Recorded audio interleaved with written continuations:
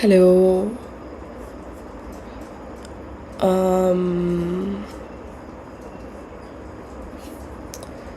I am checking. Are we online? Yes, we are. Hello.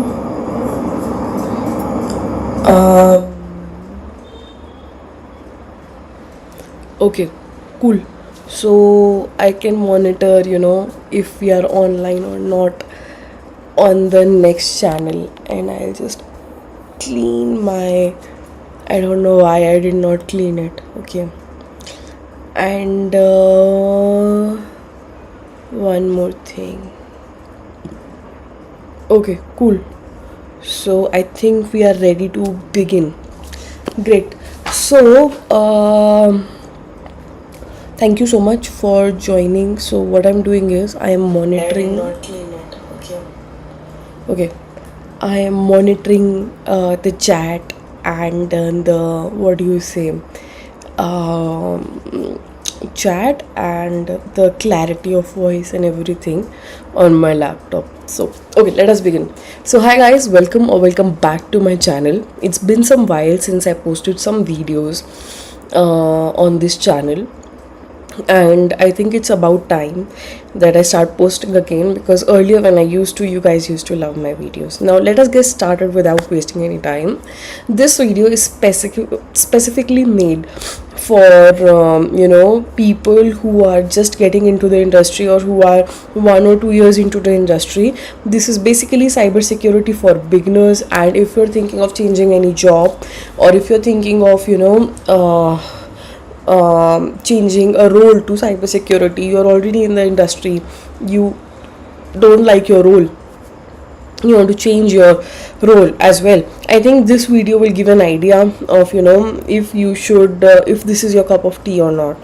And most importantly, I think if there is any interview lined up for you guys, I think this video will really help you. And if it does, don't forget to subscribe to my channel, like, share, and subscribe, and comment below. Cool. So let us begin. Okay. So yeah. I'm just seeing. I think yeah, we have 3 people live. That's cool. Okay.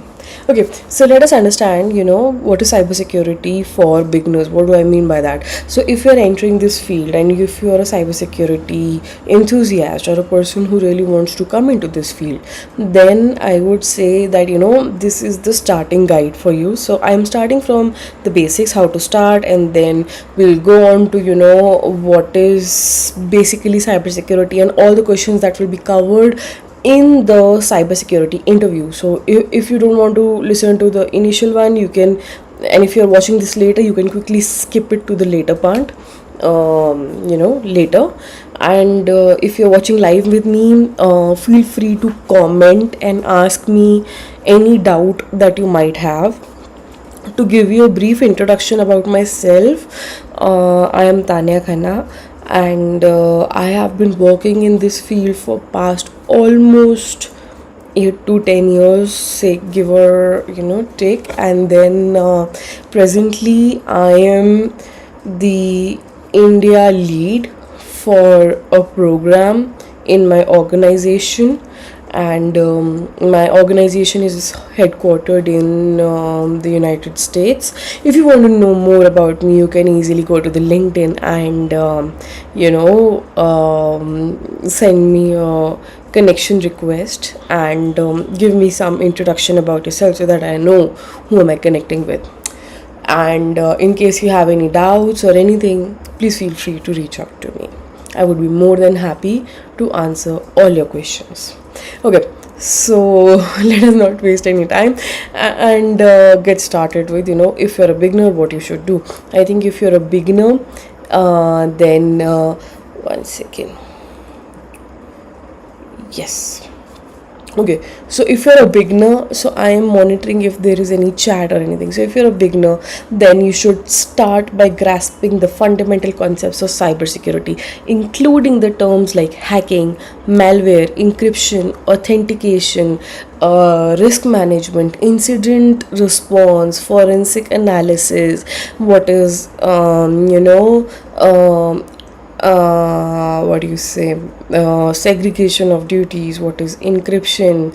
I already covered encryption, and more such words. Okay, there are online resources, books available, there are introductory courses available on Udemy and Technical Guru, I think, that you can go and watch. And of course there is always YouTube, there's always my channel. If you have anything, you can just ask and I'll make a video on that, or if you want, we can go live and we can answer the questions one by one. Okay, the second question is networking and operating systems. You should get familiarized with the concepts of networking and operating systems. You should know what are networking protocols, how the internet works, what are the basics of operating systems, Windows, Mac, Linux, and Android phone. These are the building blocks of any cybersecurity. So you can get a job into any field. It can be risk and governance, policy management, pen testing or auditing. So this is a building block that you should know. If you are going into things like penetration testing, which is kind of a technical stream of cybersecurity, yes, you heard it right. Cybersecurity is not all about being technical. You can do it in a less technical way. I mean, one is extremely technical and one is not so technical. So if you're not so technical, you can go for the GRC option also, and I'll discuss it in the video later. What do you mean by GRC if you don't know. So coding and scripting is very important. You should learn a programming language such as Python, which is widely used in cybersecurity, such as scripting, automation, and penetration testing. Okay, and learning a programming language will obviously give you a very big edge over the others in case you're a beginner and applying for a job. Okay, coming to the next slide, that is certifications. Okay, so in terms of certifications, you should opt for various certifications that are related to cybersecurity.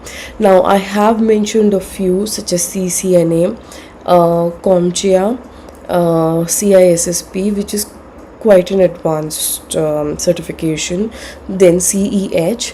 But in case you are quite terrified of the technical certifications and want to start slow, you can also opt for streams such as ISO 2701, and they've got a new version of it which is 2022, and it's not that technical.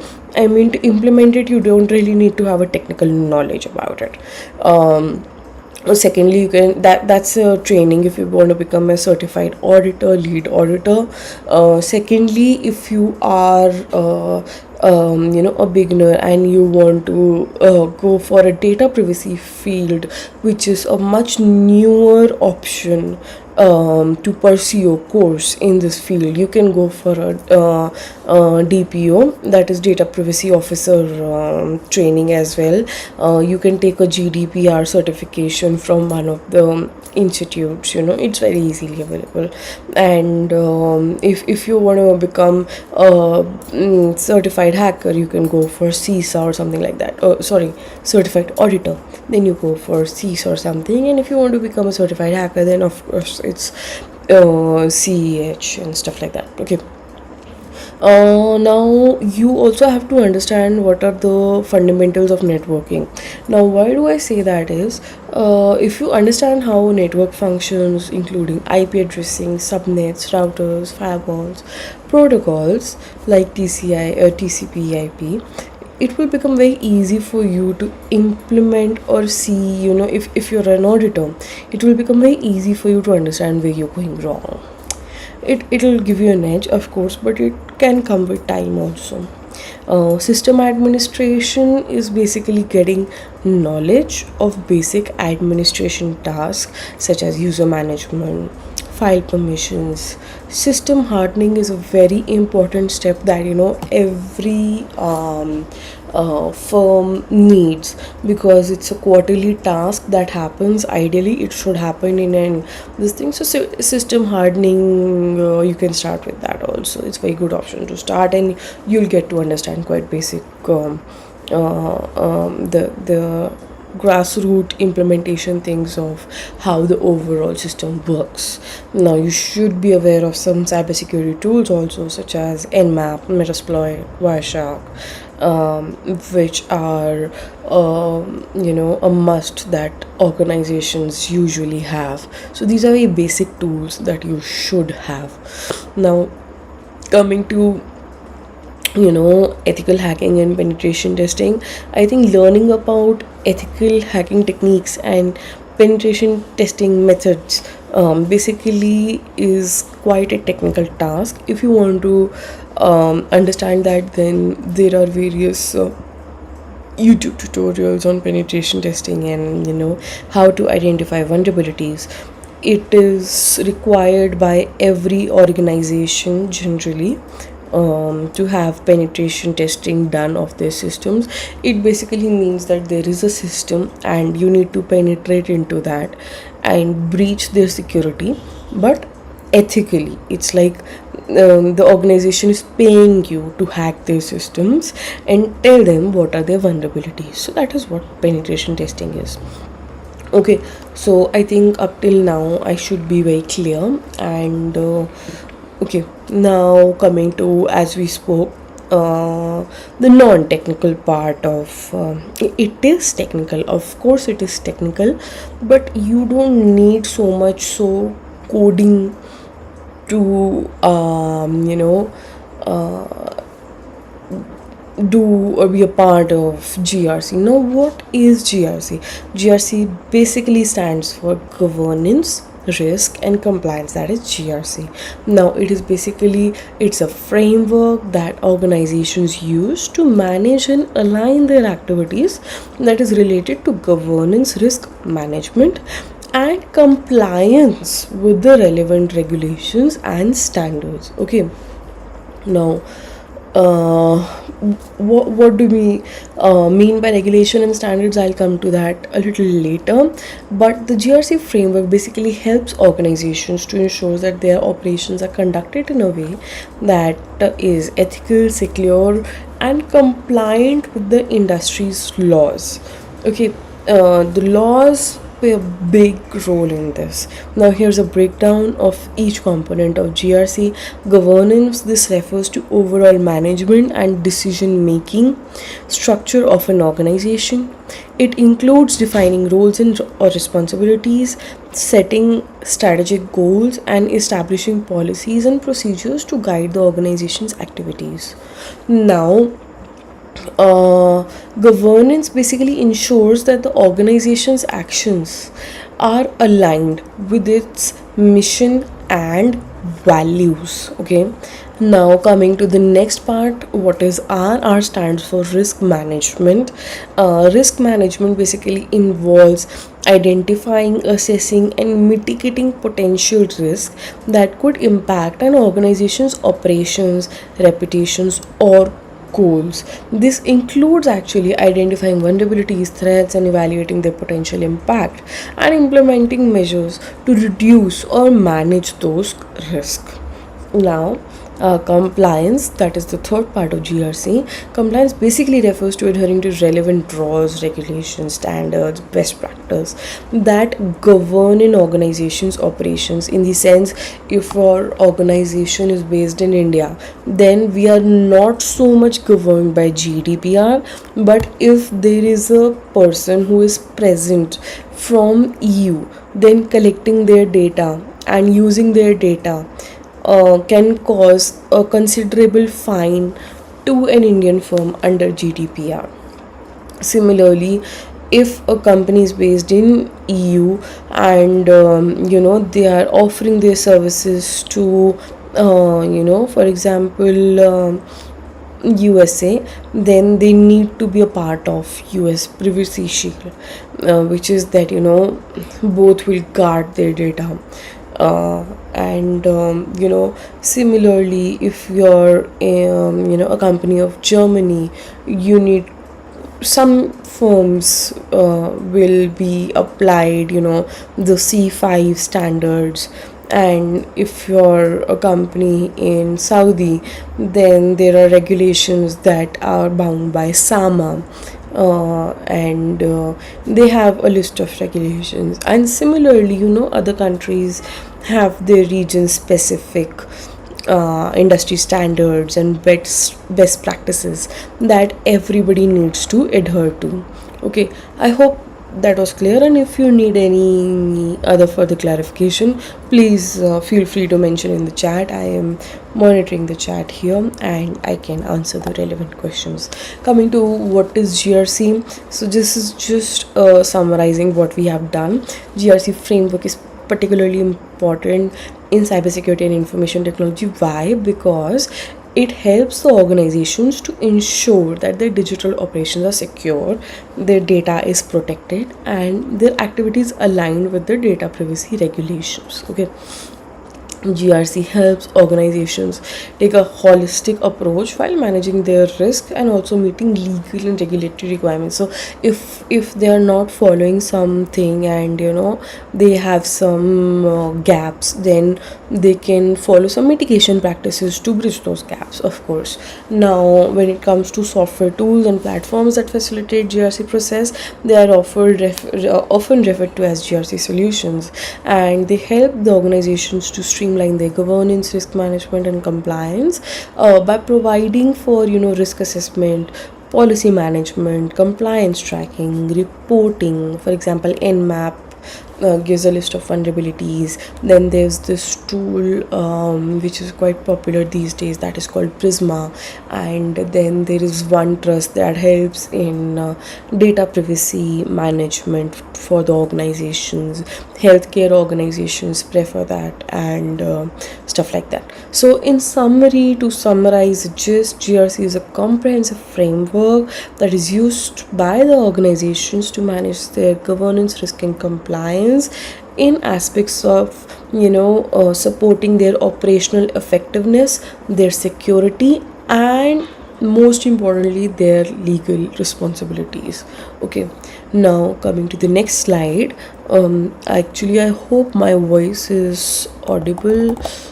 I hope it should not be an issue. Okay, so coming to governance, risk, and compliance activities, what are the various activities that are part of GRC? Now, if you are a part of interview, so this is a question that will definitely be asked. Okay, and this is where you should really, if you have a doubt, you should ask me a question, or you should basically take good notes. So basically, what are the different GRC activities? Different GRC activities include policy management, risk assessment, risk mitigation, compliance monitoring, auditing, incident management, and the list goes on, of course.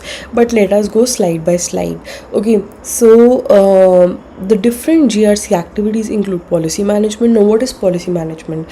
While you're developing and maintaining policies for an organization, okay, there are certain policies, rules, expectations that are from various aspects. Example, location, where you are based. Example, what laws. Okay, that cover all data handling, cyber security, legal, ethics, and everything.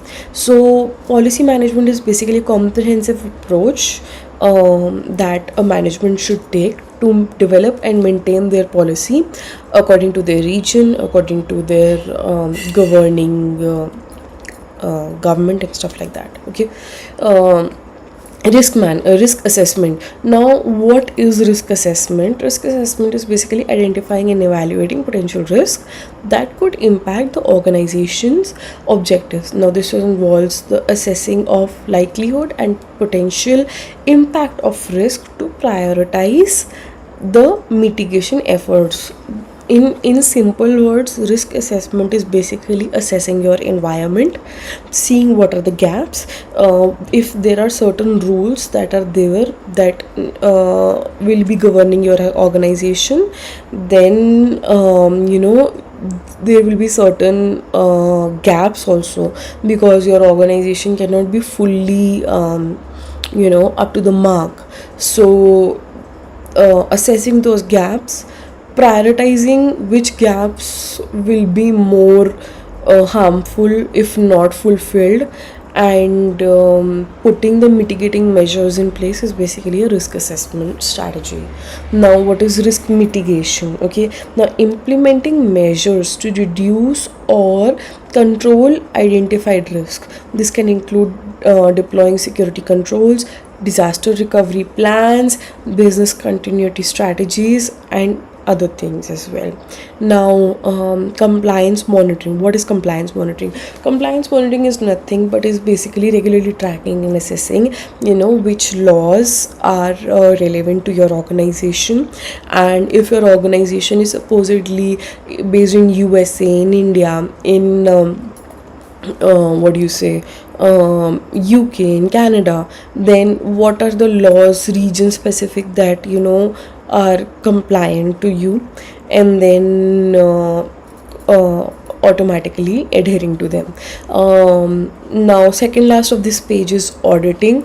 Auditing is basically conducting internal or external audits to assess the effectiveness of control policies, procedures, and audit helps identify areas for improvement and ensure compliance. Auditing is basically, in simple terms, look, an auditor will come, they will assess your environment, you will tell that these are the list of policies we follow that are specific to our organization, and auditor will see, okay, policy number 8, does it is it implemented in your system, and if not, then what are the loopholes?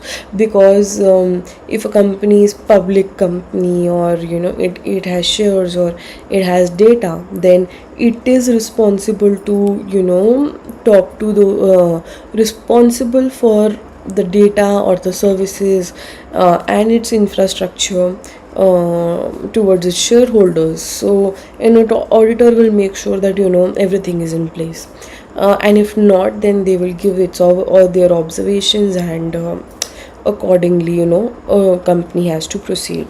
The last point in this particular slide is incident management.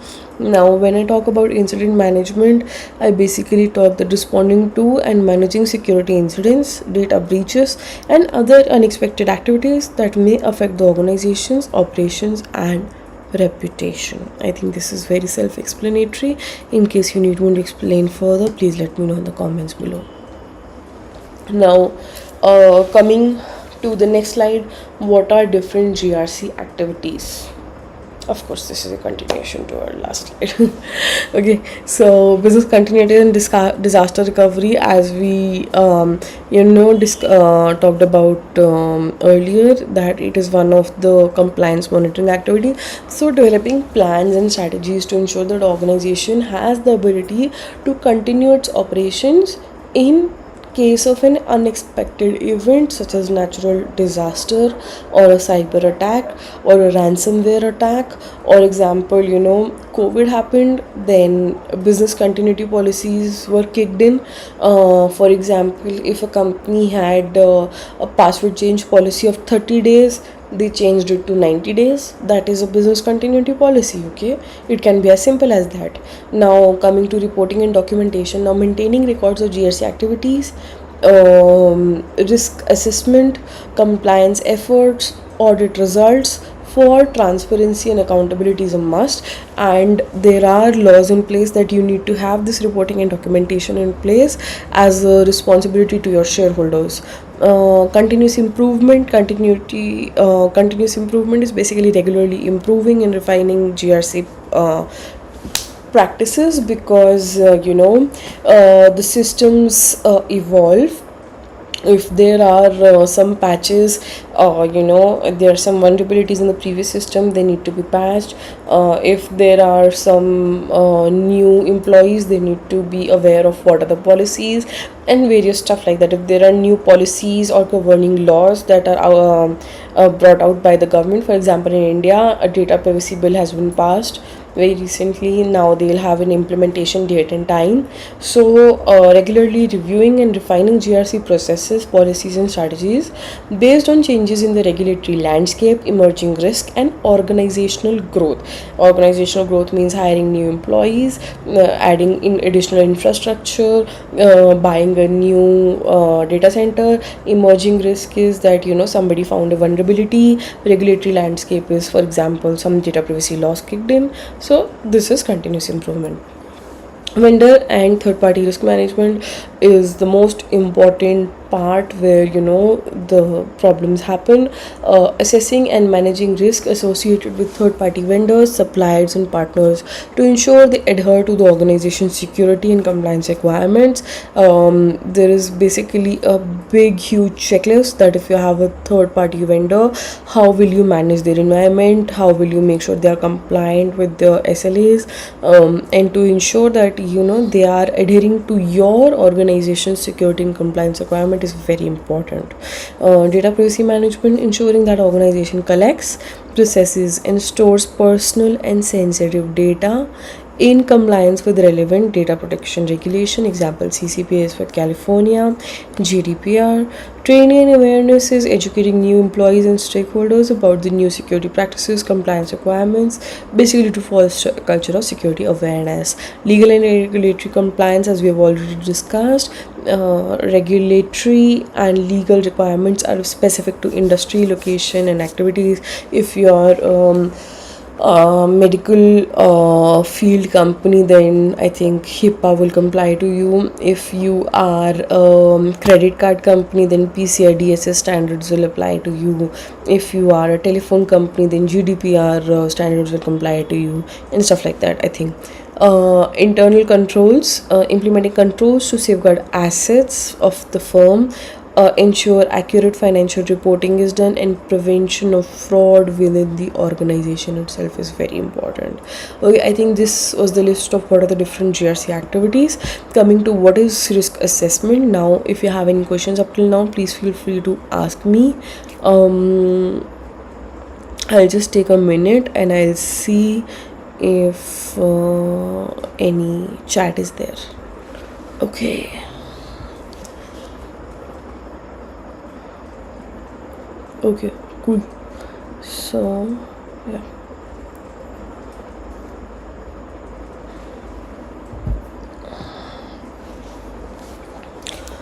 okay, now coming to what is risk assessment. Risk assessment is basically, just 1 second.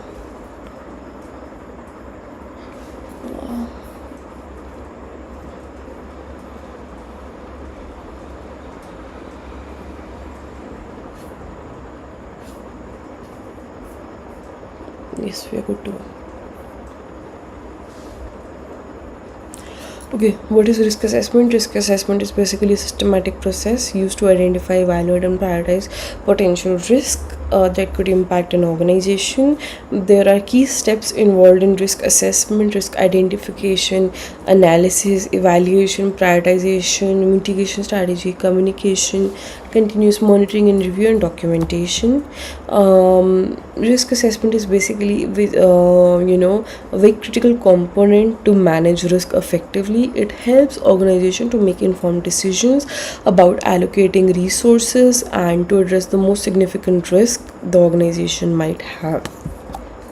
How to prioritize a risk? Well, prioritization of risk is very important. Not all risks are equal in terms of their potential impact and likelihood of occurrence. An approach we follow to prioritize the risk is, firstly we identify and list all the risks, then we assess the likelihood by evaluating the likelihood of each risk occurring by using the available data. The third is assess the impact the risk might have to determine the potential of each risk on the organization's objective. And then we have to assign a risk level, medium, high, or low, or critical. And then there is a timeline associated with each level. If it's a low risk, we can mitigate it within 3 months also, but if it's a critical risk, then you have to mitigate it within 24 hours, or maybe 3 hours or 4 hours, depending on the SLA. Then calculate the risk score also. Some organizations do that by using a scoring formula that combines the likelihood and impact of an risk occurring. So this basically helps to quantify a risk and provide a clear basis for prioritization. How to prioritize a risk? Now, some of the mitigation strategies based on the implement based on the highest priority risks. So some strategies include avoidance, transfer, mitigation, and acceptance. Communication and reporting of the mitigation plans to the relevant stakeholders is very important. How to prioritize the risk? Now, we have to rank the risk, consider the risk tolerance in terms of the organization's appetite.